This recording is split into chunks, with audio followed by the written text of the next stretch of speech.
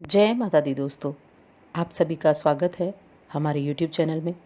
दोस्तों, आज की इस वीडियो में हम बात करने वाले हैं 24 अक्टूबर और 25 अक्टूबर के कुंभ राशि फल के बारे में। 24 और 25 अक्टूबर का दिन कुंभ राशि के लोगों के लिए कैसा रहेगा, इन 2 दिनों में क्या ग्रह नक्षत्रों की स्थिति होगी और उनका प्रभाव आपकी दिनचर्या पर कैसा होगा, जानेंगे सब कुछ विस्तार से।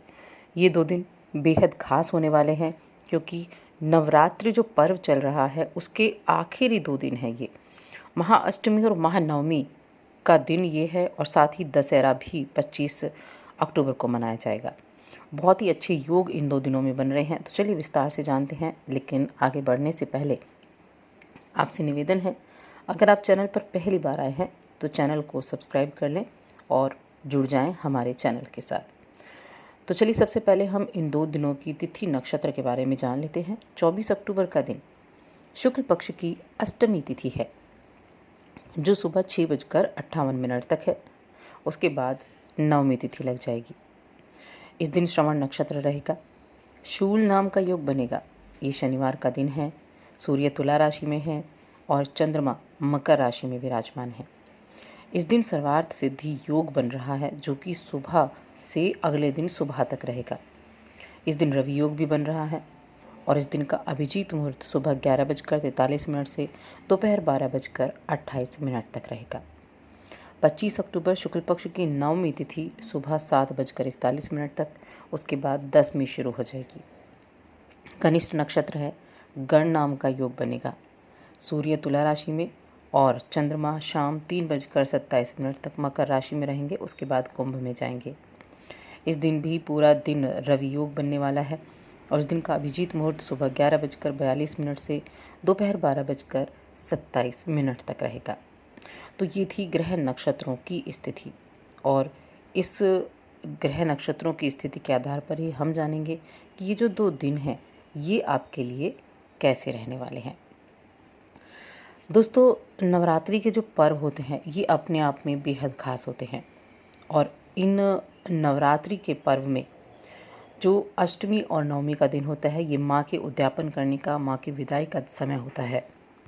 अपने व्रत का उद्यापन करते हैं, कंजकों को बिठाते हैं और ऐसे ये जो समय होता है यहाँ शुभ योग जब बनते हैं तो इनका प्रभाव बहुत अधिक होता है। तो ये 2 दिन वैसे ही 2 दिन हैं। चंद्रमा की स्थिति इन दोनों ही दिनों में मकर राशि में है, यानी कुंभ राशि के लिए 12वें भाव में चंद्रमा रहेंगे। 12वें भाव में जो चंद्रमा की स्थिति होती है वो बहुत अच्छी नहीं मानी जाती है, लेकिन साथ ही अगर बाकी ग्रहों की स्थिति देखी जाए तो वो बेहद खास बनी हुई है, तो उनका प्रभाव भी आपके जीवन पर होगा। द्वादश भाव के चंद्रमा, 12वें भाव के चंद्रमा आपके लिए इस समय कुछ निर्णय लेने में थोड़ी परेशानी कर सकते हैं। यानी अगर आप किसी काम के सिलसिले में किसी बात के लिए कुछ निर्णय लेना चाहते थे तो वहाँ आप थोड़ी दुविधा की स्थिति में फंस सकते हैं। ऐसी स्थिति कि आप समझ ना पाएँ कि क्या सही है क्या गलत है, आपको वो करना चाहिए नहीं करना चाहिए, तो ऐसी स्थिति आपके लिए हो सकती है।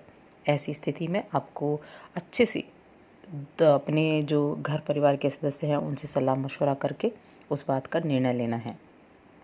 खर्चों में बढ़ोतरी होगी क्योंकि ये व्यय का भाव होता है, तो खर्चों में इस दौरान आप बिल्कुल बढ़ोतरी देखेंगे।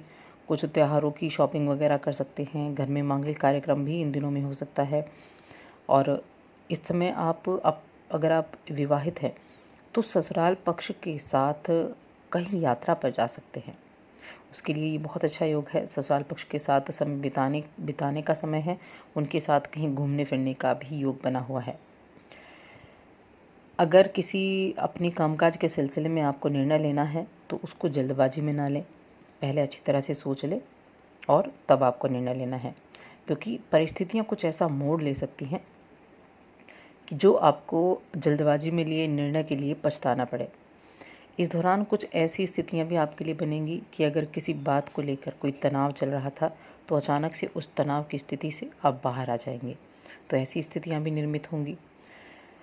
ये जो योग बने हैं, जो चंद्रमा की स्थिति है, ये कई तरह से आपके लिए कुछ उपयुक्त समय भी बना रही हैं। जैसे किसी योजना जो आपने कभी किसी चीज़ में अगर पहले पैसा लगाया था तो वहाँ से लाभ मिल सकता है, या फिर कोई सरकारी योजना जिसका लाभ आप ले सकते हैं। सरकारी योजनाओं के द्वारा लाभ की प्राप्ति का योग है। आपके साथ ही आपका उच्च अधिकारी आपके काम की एक साथ प्रशंसा करने वाले हैं। यानी जो आपके ऑफिस में काम साथ करते हैं वो और आपके उच्च अधिकारी किसी काम को लेकर एक मत से एक साथ प्रशंसा करेंगे, क्योंकि आप में एक वो काबिलियत है कि जिससे आपकी प्रशंसा की जाए। बस अपनी काबिलियत को आपको लोगों को दिखाना है और भविष्य में इसी तरह से अपने सभी कामों को करते रहना है। भविष्य में इसी तरह से अपने कामों के ज़रिए आपको आगे बढ़ते रहना है। इस दौरान आप कुछ लोगों की सहायता भी करते नजर आएंगे। दूसरों की सहायता के लिए कुछ खर्चे आप करेंगे, कुछ धर्म कर्म के कार्य करेंगे। धर्म कर्म में रुचि ज़बरदस्त होगी। अपनी सामाजिक और आर्थिक हैसियत को इस्तेमाल करेंगे लोगों का भला करने के लिए। बाद में इसका आपको फ़ायदा भी मिलेगा। एक खास तरह की संतुष्टि आपको मिलेगी।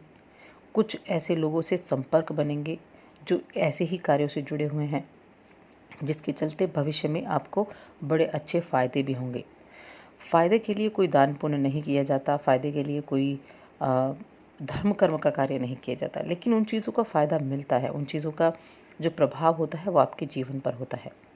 तो इन चीज़ों का प्रभाव आपके लिए निश्चित रूप से होगा। प्रेम संबंध, पारिवारिक जीवन इस दिनों बहुत अच्छा रहेगा। अगर आप दाम्पत्य जीवन से जुड़े हैं तो ये समय आपके लिए बहुत उपयुक्त है। एक दूसरे के साथ समय बिताने का, एक दूसरे की बात मानने का, अपने रिश्ते को गहरा बनाने का, अपनी भावनाओं को खुलकर जाहिर करने का। दोनों के रिश्ते में एक नई ऊंचाई आ सकती है। प्रेम संबंध के लिए भी ये समय काफ़ी अनुकूल रहेगा। प्रेमी के साथ अच्छा टाइम स्पेंड आप कर पाएंगे।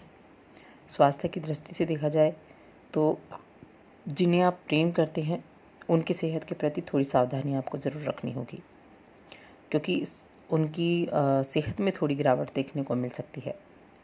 इसीलिए आप इन अपने परिवार के सदस्यों का अगर कोई सेहत संबंधी परेशानियां हैं तो आप उस सबसे पहले वहां आप डॉक्टर को दिखाएं, चिकित्सक को दिखाएं, ताकि समय रहते आप सभी कार्यों को कर सकें। अब ये जो 24 और 25 अक्टूबर का दिन है, ये अष्टमी और नवमी का दिन है।